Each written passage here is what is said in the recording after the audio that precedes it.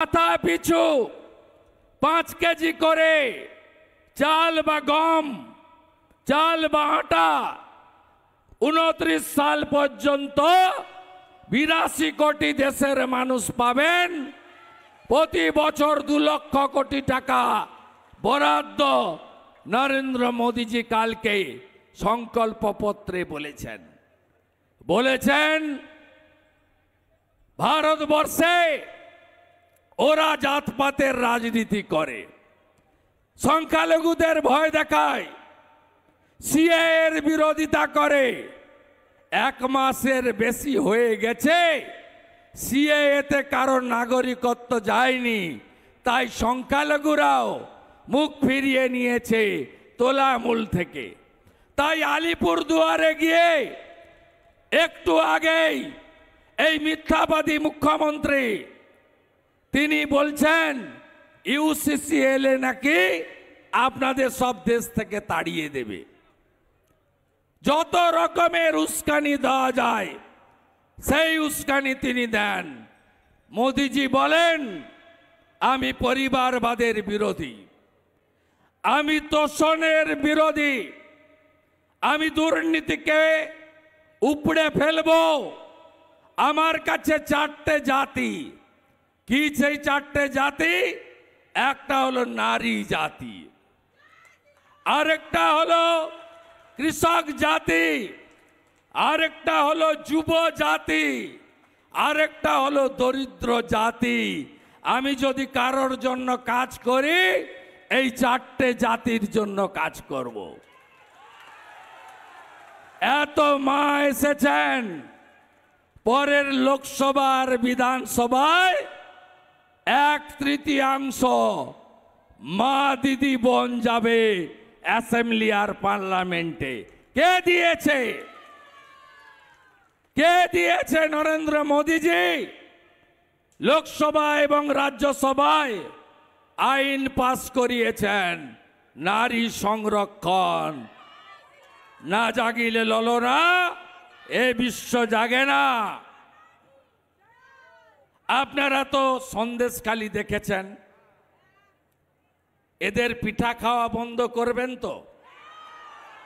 তৃণমূল নেতারা মাঝরাত্রে ডেকে ডেকে দলিত মহিলা, সনাতনী মহিলা, কম বয়সী মহিলাদের পার্টি অফিসে যে অত্যাচার করেছে আপনারা টিভির মাধ্যমে আর সন্দেশখালীর মা বোনেরা পদ্মা মণ্ডলের নেতৃত্বে এই কোচবিহারেও একাধিক পথসভা করে তাদের যন্ত্রণার কথা, দুঃখের কথা চোখের জল দিয়ে আপনাদের বলেছে।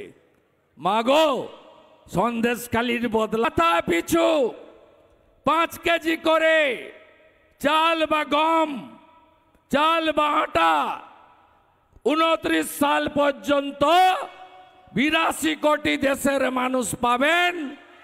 প্রতি বছর 2 লক্ষ কোটি টাকা বরাদ্দ নরেন্দ্র মোদীজি কালকে সংকল্পপত্রে বলেছেন ভারতবর্ষে ওরা জাতপাতের রাজনীতি করে, সংখ্যালঘুদের ভয় দেখায়, সিএএ এর বিরোধিতা করে। 1 মাসের বেশি হয়ে গেছে সিএএ তে কারোর নাগরিকত্ব যায়নি, তাই সংখ্যালঘুরাও মুখ ফিরিয়ে নিয়েছে তোলামূল থেকে। তাই আলিপুরদুয়ারে গিয়ে একটু আগেই এই মিথ্যাবাদী মুখ্যমন্ত্রী তিনি বলছেন ইউসিসি এলে নাকি আপনাদের সব দেশ থেকে তাড়িয়ে দেবে। যত রকমের উস্কানি দেওয়া যায় সেই উস্কানি তিনি দেন।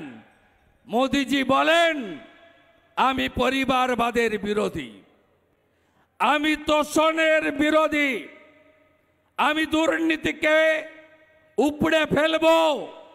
আমার কাছে 4টে জাতি। কি সেই 4টে জাতি? একটা হলো নারী জাতি, আরেকটা হলো কৃষক জাতি, আরেকটা হলো যুব জাতি, আরেকটা হলো দরিদ্র জাতি। আমি যদি কারোর জন্য কাজ করি, এই চারটে জাতির জন্য কাজ করব।